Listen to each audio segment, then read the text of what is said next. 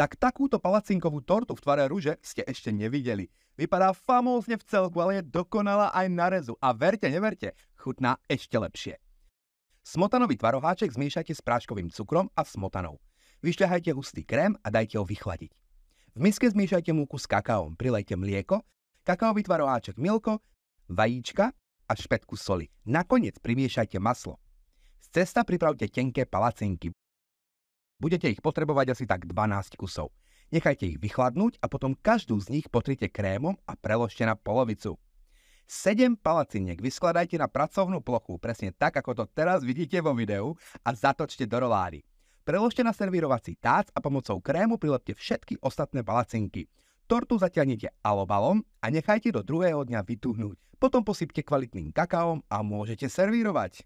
Áno, bude to chcieť trochu trpezlivosti, ale ruku na srdce. Takto luxusne vypadajúca torta za to rozhodne stojí.